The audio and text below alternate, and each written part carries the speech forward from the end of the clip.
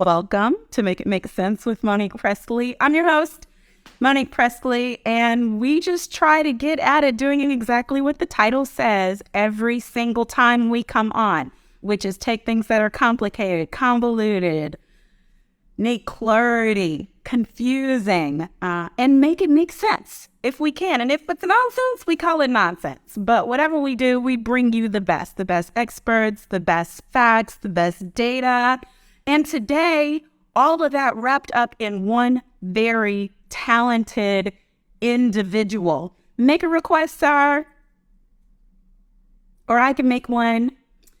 So if you've seen any of my posts, you know that we have Mr. Roy Wood Jr. with us today, and I see him already here in the room somewhere. So I'm going to make a request for him to come in, see if that works. You were like gone in the book.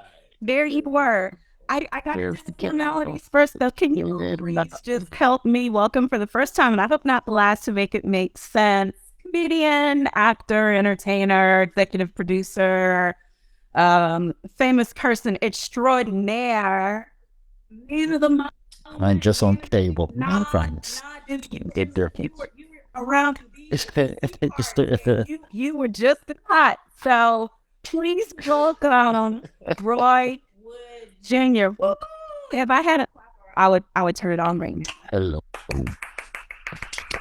Okay, I clap for myself. How you doing?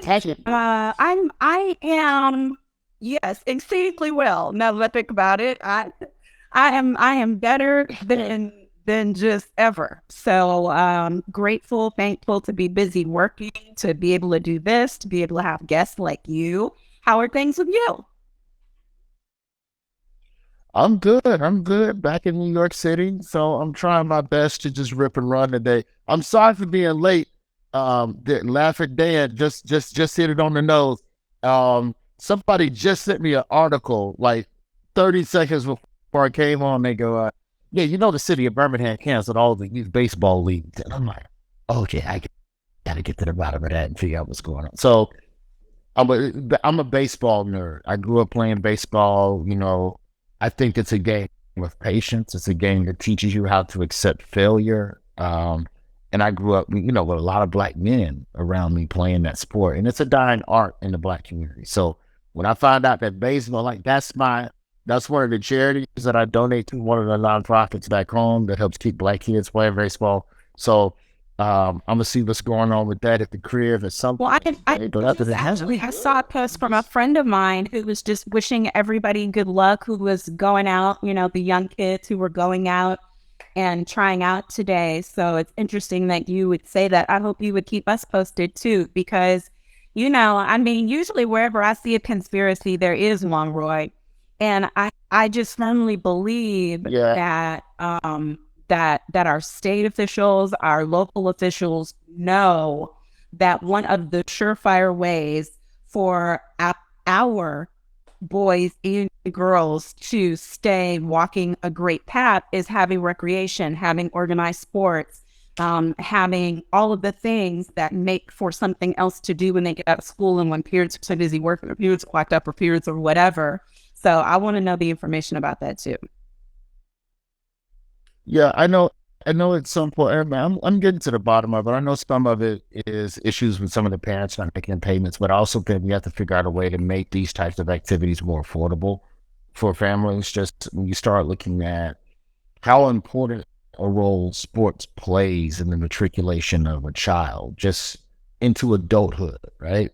And then the fiscal gap that starts, like once you hit middle school, if your kid is trying to do this for real, on any type of level, I saw some in the comments talking about travel ball, you know, that's a big part of the issue, and not necessarily in a bad way, but the economics of it. If you're a single parent or if you're a 2-income house and y'all barely making in, I ain't got the extra $200 to send you to the tournament and pay for the hotel to go do the thing. That's where the two to eventually go. No, I go. That's in that path in football, and I've had cousins to be in that path in basketball. In that league, it's a culture, first of all. culture, but it's also a full-time second job to trying to ensure that they do it. And now, if you're not being farmed up through one of those, by the time you get to high school, oh no, the coaches already got their picks. Everybody has who they want because they've been looking at them since they were in second, third, and fourth grade. We got Meta to donate 5 VR headsets, and I got with this company, Win Reality VR. This is last year, around this time last year, and my high school in Birmingham, Ramsey, we donated 5 VR headsets, 2 for softball, 2 for baseball, 1 for the Student Resource Center so they can get into that Web 3.0 metaverse, Bitcoin, all that shit I don't understand. But the idea of being able to just see quality pitching on a regular basis in a city school as well, that's another issue, is that most kids that are good at baseball, black kids for sure, if you're good at baseball, you're good at another sport. Yeah. More often than not, that sport wins out. So be it football, which is a spring, your football is a year-round commitment. Basketball, at this point, you got to be doing spring AAU stuff. So you have to also play other quality schools. And that's a difficult thing, right? So, we'll see. My point is, I'm happy to be here. Dropping here. So as soon as I get off the line with you, I'm going to see what the hell going on at the crib. But you're talking about funding a full youth baseball league. Listen, I ain't one of them ex-Alabama players. It's something that's going to have to come from people with bigger pockets than my own. We'll get to the bottom of it. We'll see what's happening. But at the end of the day, I'm always trying to keep Alabama, and I'm always trying to keep Birmingham back in my mind. It was in way that all the pockets, because I think something that we sometimes do is we look for single sources where collaboration really could take us so much further. And this is an issue, you pique my interest just in 5 minutes talking about it. And see, that's what I'm saying. People in the chat, they're like, call Hoopy, call this one, call that one. We don't have to call our one black billionaire whose name we know. Together, we have more, really, than a few of them combined. So I believe in group effort and group activity, and I think we come this far by faith and by combined pockets. So I'm willing to pitch in, and I'm not gonna call it names right now, but I see some pockets. I see some pockets on this live. Pockets. Well, I'm not on here to get deep into the Birmingham politics, but I do know that there was an opportunity where Major League Baseball was willing to build a center, which would be a hub for youth sports that would be funded by Major League Baseball. And there was a particular local city council person who hated on the whole damn thing. And I'm going to just leave it at that, because, if it's good for black kids in the city of Birmingham, well, usually somebody's going to find a problem with it. And that's what happened in that particular instance. And I say all that to say, we wouldn't even be at this fucking crossroad if that hadn't happened. Okay. Well, I know you got a hard. I do what I can. So I do have. No, we can stretch our legs for a little bit. Yeah. For you. I think. Did you post a Daily Show all of last week? No, that was okay. 2 weeks before Correspondence Dinner. There ain't no way I could have done the Correspondence Dinner and then hosted that. I need to go back and see how Trevor Noah did it, because to do that and then be at work on Monday and just make a TV show. You killed on Saturday and you were dead on Sunday, right? It would. Yeah, I was done. I got up Sunday morning. I didn't go to bed till 4 in the morning. My son traveled with me. I got up at like 7 o'clock in the morning and was a zombie. But that's my son. And I promised him pancakes. So we got to get up and eat the pancake. So, we did what we had to do. But no, I guest hosted a couple of weeks ago. Good part with Jon Stewart. That was so funny. Ultimate. It was very nice of him to come on during my week and just say hello. I like to do some quick today. That was a solid. That was really. Just think that. Okay. But here's my question. This is my one well, I have two overarching questions, but here's my first one. What does it feel like to be in a trajectory changing moment? Because we're watching and we know you're in. Um, I don't know. Like it just, in a weird way, it feels like just what the job has always been. Show up to the gig, be funny, be kind to people. And if you just do that, if you do your job and you are kind, even when you shouldn't be short and get the hell out of there. If you do that, then eventually things will start coming. I think the thing that I didn't realize is how many moments in your life are preparing you for the next moment. And you don't see it at the time. It doesn't feel like it in the moment. Like I hate to age myself and use Karate Kid as a reference, but it's the paint the fence. He made him paint the fence all summer and thought he was just painting the fence. Turned out he was teaching him blocking techniques of how to block punches. So, I did a gig. I did a gig last year, the Webby Award in 2022, and the Webby Award. It's a live stream. Comedians become them circle table gigs, these banquet gigs, where it's a bunch of little gigs in a circle.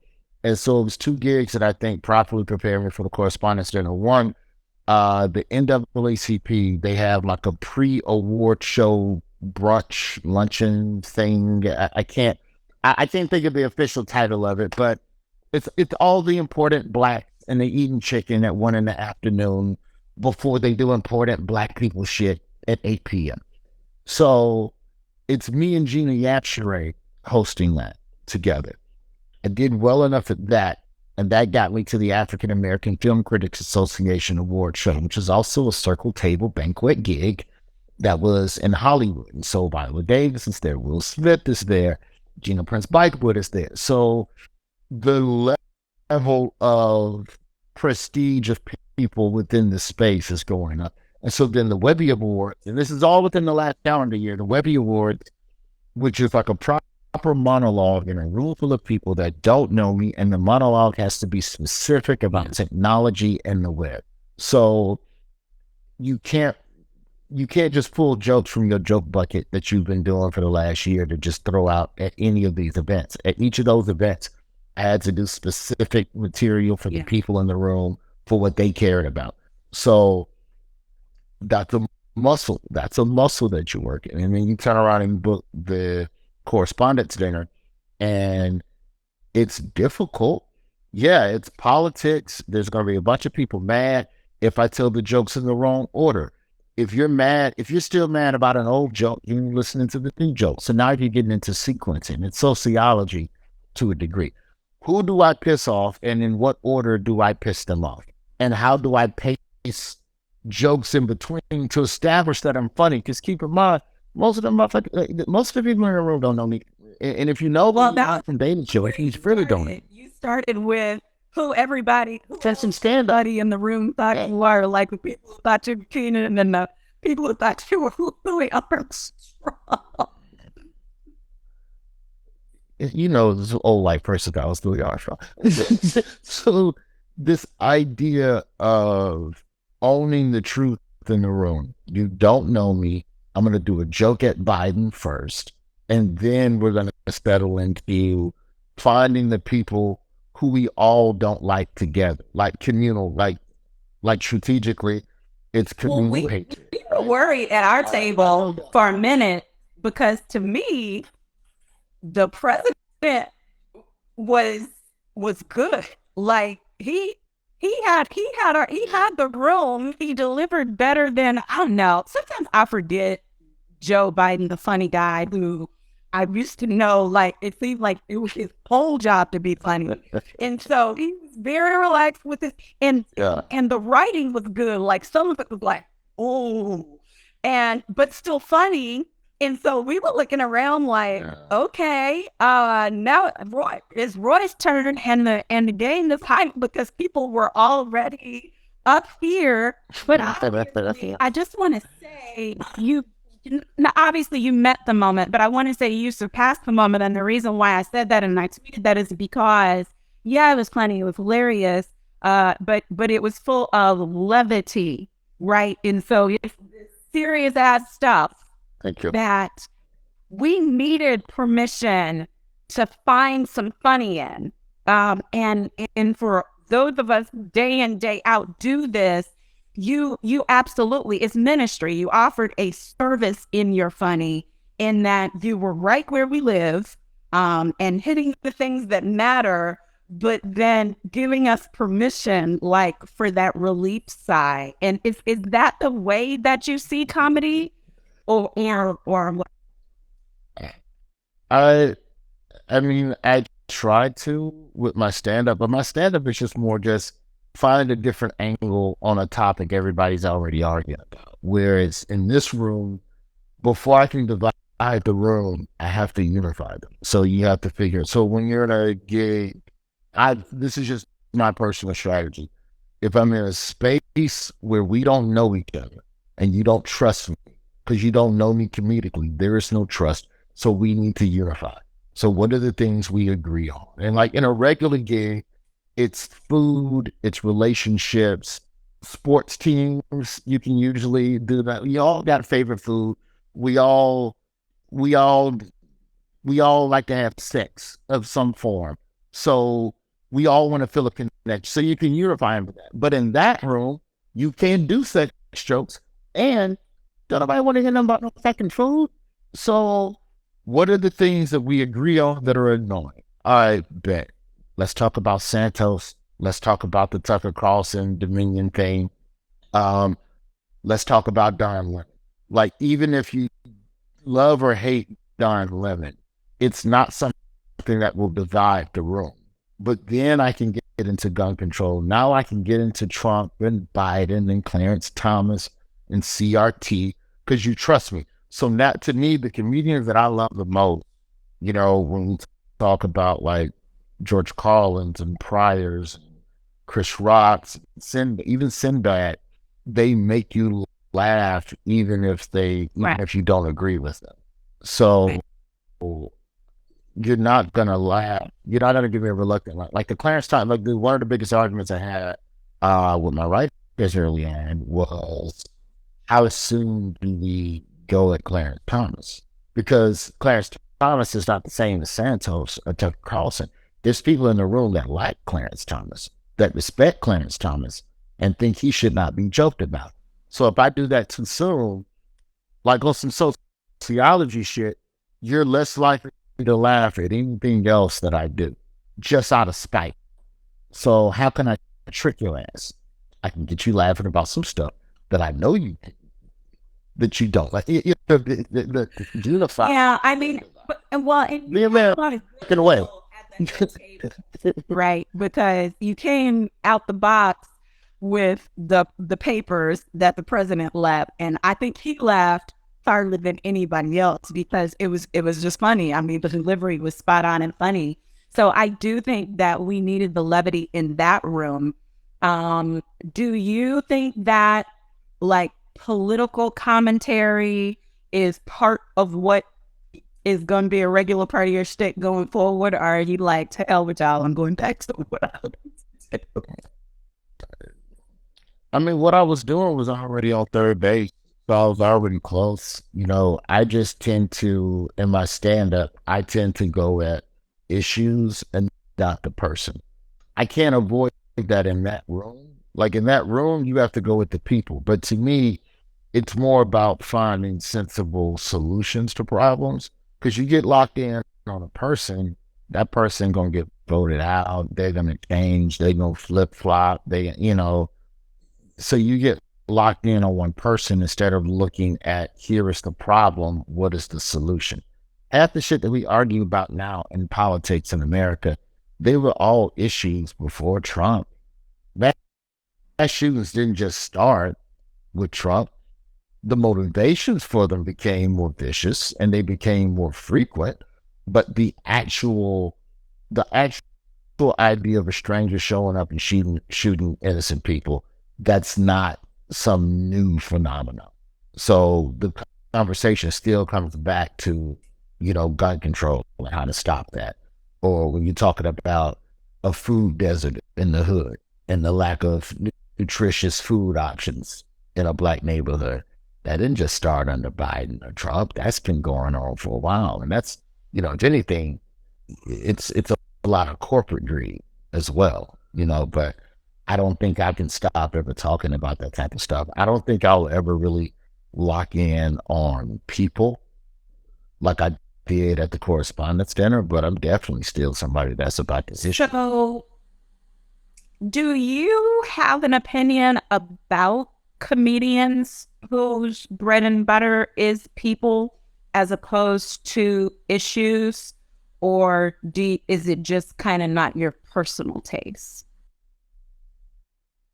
It's not my personal taste. I ain't attacking nobody who do that. I mean, there's comedians out there, they go at people by name and that's their brand. Like that's what they're known for. Good for you. Get your money.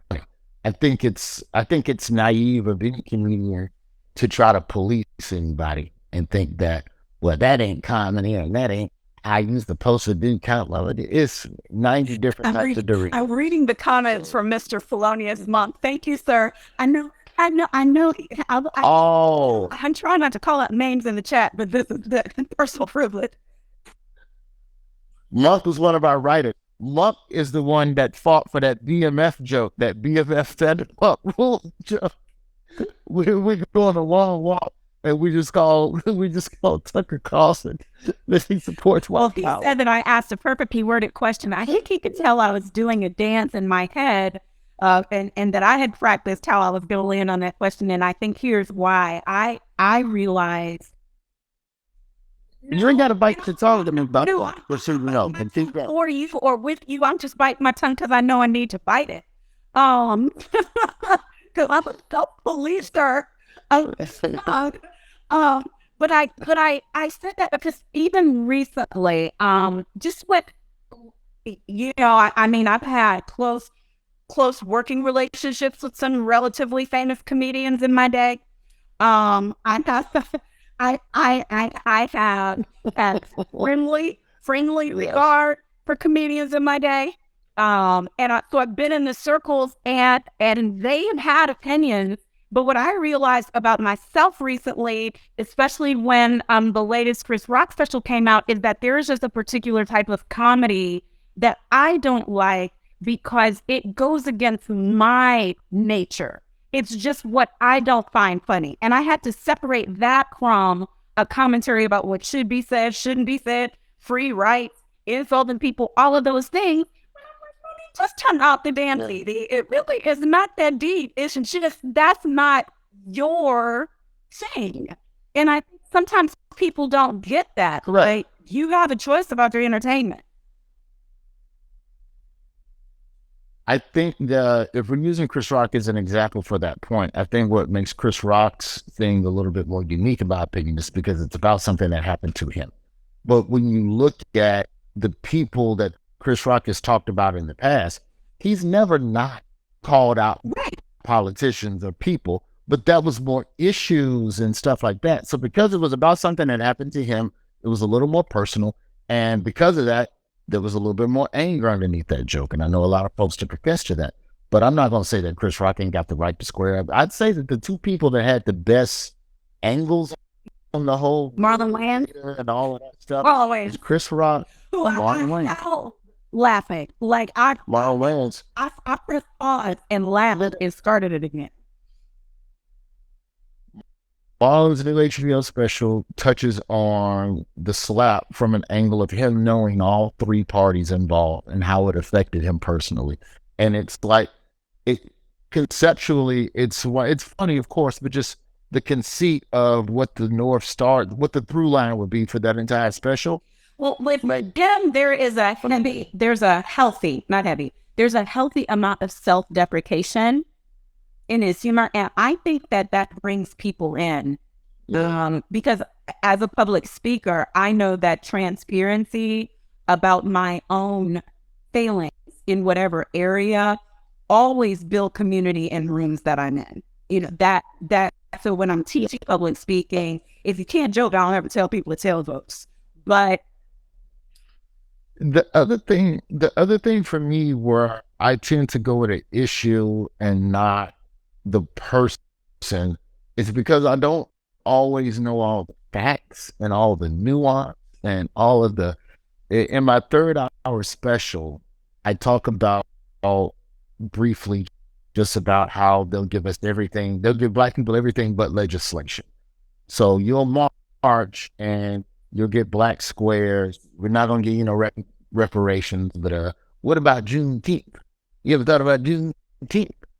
And I had a joke that was originally, I was trying to figure out the right way to word it, and I couldn't word it right, so I couldn't do it because it could have easily been misconstrued as me taking a shot at Ben Crump. And the conceit of the joke wasn't about taking a shot at Ben Crump. It was just the fact that if you're a black person and the police do something wrong to you, the best you can hope for is money. You probably ain't going to get no justice.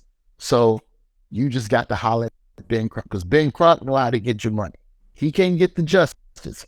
And it's seeing the way, like, just I could never get that joke in the packet where it was a conversation about punitive, like civil damages versus criminal, right? I'm trying to use my lawyer. I don't know about real lawyer. But this, go ahead. but this idea that Ben Crump or whatever lawyer can show up and make sure you get money, but no one can show up and ensure justice. And that's about the system. That's not a joke about Ben Crump. But if there are people who don't like Ben Crump, they're going to take that joke and flip it and weaponize it against him. And then I'm like, well, wait, that's not what. And at that point, once it's in the internet, ain't nothing I can do to control it. So as much as I can remove people's names from bits that I'm doing, I try to. The correspondence then is the opposite. I like it. Well, it's kind of amazing that you would say that because, and this is not a comedy bit, but Sunday before last, Bishop Jakes was delivering his message. And for somebody who's asking about the books behind me, one of the books behind me is Disruptive Thinking, which is out today or tomorrow on Bishop Jakes' new book. But he said by the time I got to call Ben Crump, it's too late. And he and Ben Crump were friends, right? And he's like, I love Ben Crump. We're friends. But I don't want to have to call Ben because I know by the time I call Ben, somebody's out, somebody's in jail, somebody's someplace they're not supposed to be. And those are just the facts. And Ben doesn't know he exceeds at getting you your money. So I hope that you keep chewing on that joke because I think you're right about it. And I think it's a point of education. And I think that if people get it wrong, it's a teachable moment in that is the shame of it. The reason why those been to Capitol Hill and other places is because by the time you get to us, that's all we can do for you. And that is not justice. Yeah. That is remedy. And remedy and justice are two different things. Justice is actually to prevent the shooting. Justice is to prevent the arrest. Justice is to prevent the death, right?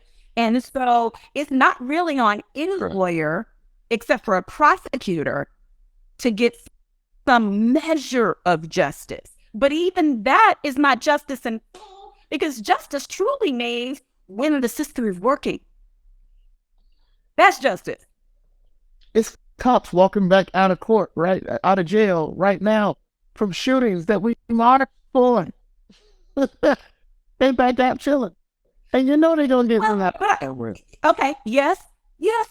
But I, because I believe in the system when it works, believe that once people serve the time they're supposed to serve, maybe not back in the police force, but they're supposed to be able to get out of jail. They're supposed to be able to do better. They ought to owe something to society. Hopefully they have learned from it. I believe in that part of the system. Yes, I guess what I'm seeing is people getting out in 3 years for something that should have gotten them 20 or 30, but because of what is prosecutable, that's not a word, versus we got to get them on something. Because if you want to, because in a way, it's almost like let's make a deal and press your luck. It's like, okay, we got this cop and we can get him for sure for 5 years. Or do you want to roll the dice and go for 30 and maybe he won't free? Blah, press your luck. Like it's damn near a game show. And I think that's the part that's frustrating. I guess it's a something better than nothing equation when we look at where we are now versus where we were 20 to 30 years ago with police reform. But it's just a slow climb and it's a tough issue. And there's a lot of hurt around that issue. There's a lot of trauma around that issue. And that's something that, comedically, I've learned the hard way in how to build material around issues. And a lot of it involves removing names. If you do that, then you're able to move a little differently within an issue, and make better arguments. Right. Well, on both sides. When it doesn't limit you to one specific scenario. And so I admire that. I definitely try to do that here. But on this show, I mostly am just not interested in people's individual business. Like I just don't care. And so it's easier in that we have so much, like the things that we talked about, we've been going at it for like 30 minutes now. And things we talked about, I wish that not just our folks, our community, but everybody would just give this amount of time to considering some of those issues and figuring out like what it is they can do about one of the issues. But what's going on next to you? Because I know you have a job coming up. So tell me. That's to that point real quick. The thing that's also very frustrating, if I'm talking about us, Black folk as a whole, I think sometimes we're so frustrated that when we're out trying to make change, we can look across, look to our left, look to our right, and if certain people aren't there, then we assume they aren't present. You get what I'm saying? In the sense that we assume that fighting for change looks the same, and that the activation and the way in which a particular party goes about doing that change should look exactly like what everybody else is doing. Sometimes you can see when the truth is, I'm saying that there are times where if someone is not out fighting the exact same way you fight, you think they ain't doing shit to help us. And I think that assumption is made from a lack of information. So I've learned over the years, and this goes back to my time doing morning radio in Birmingham, to never assume that just because somebody ain't out marching and doing the XYZ, that they aren't doing work in other capacities to collectively help the Black hive as a whole. So, when you get into talking about people specifically and saying what somebody is or isn't doing, you better be motherfucking sure of what they are and aren't doing. Well, and so for me, I want people to know, like, because I see things all the time where people in radio, people in whatever walk of life, what's this one doing, what's that one doing, what's that one doing, which is kind of what I was leaning toward in terms of when we go for we only got 3 Black billionaires, let them do everything. Call Oprah, call Tyler, call whoever, right? Call Robert. So they get called for everything. When I'm like, well, I mean, Elon Musk is good luck.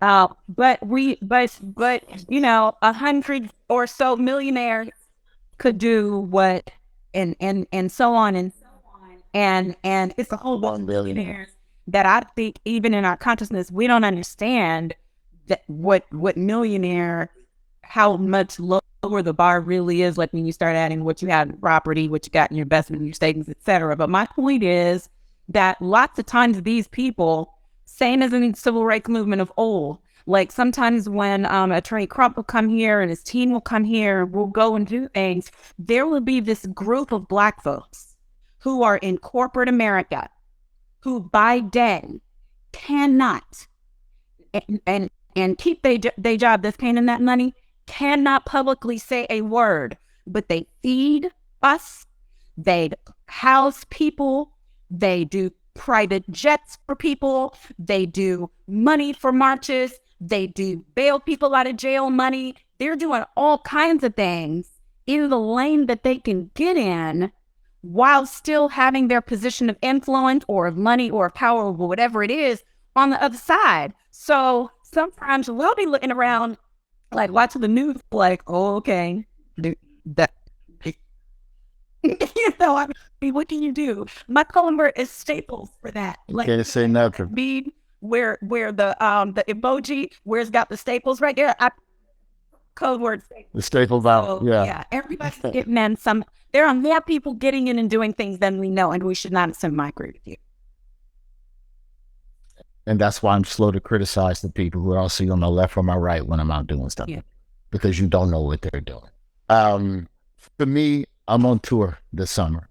I'm blessed to be out and slinging jokes. If you go to my IG and you go to the link tree within my IG, that'll take you to all my tour dates. You're going everywhere from Sacramento to Syracuse down to Miami.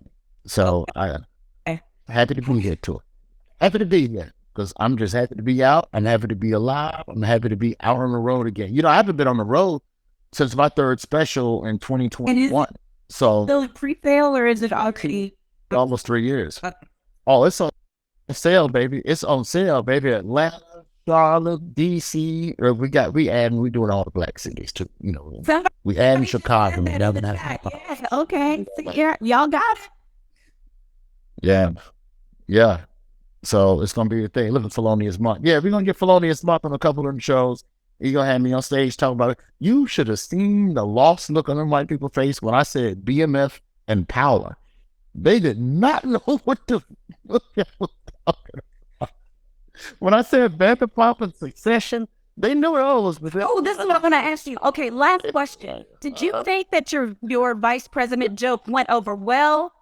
Did it go over as you hoped? I saw when you were on The View and you were saying how you were feeling a little sketchy about it until you got it out. I thought in the realm we received it.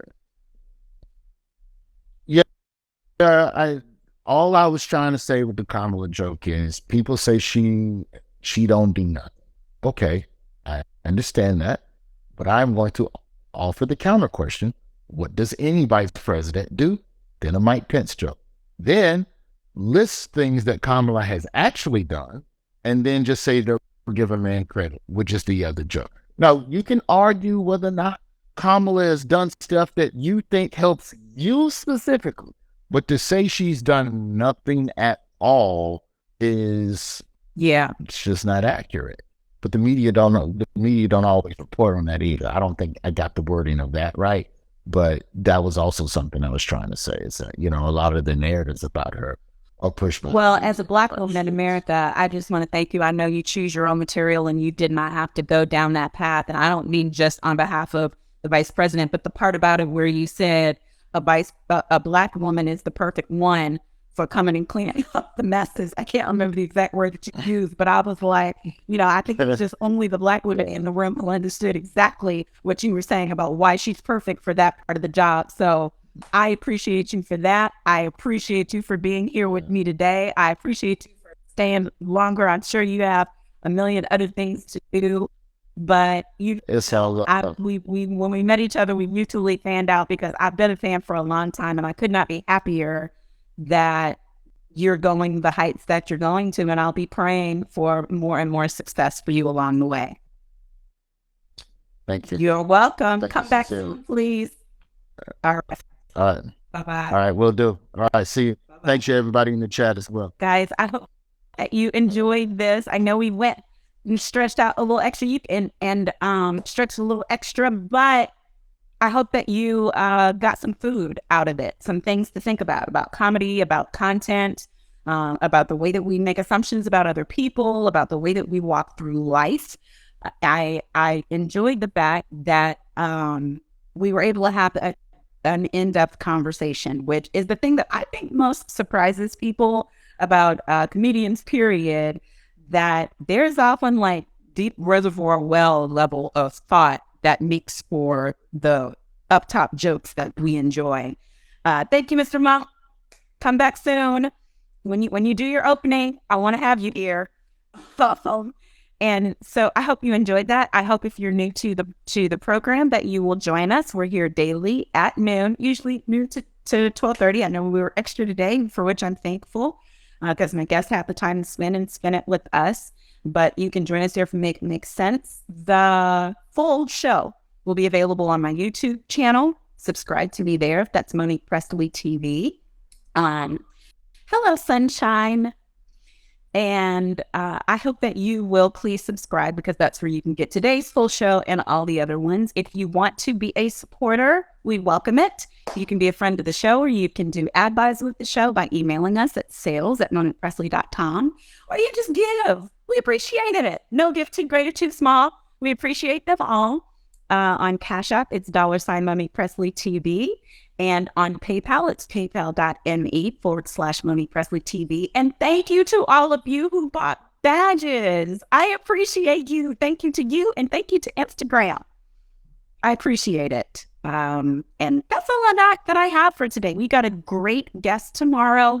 It's Wellness Wednesday. So come right back here. We're going to find out why we're so tired all the time. Why are we perpetually exhausted? And what can we do about it? And thank you. If you love the shirt, just go to my feed and click where I have a post, or go to my link tree. You can get you one. Are you pausing, or are you finished? For today, I'm finished, but I will be back tomorrow. Talk to you soon. Bye-bye.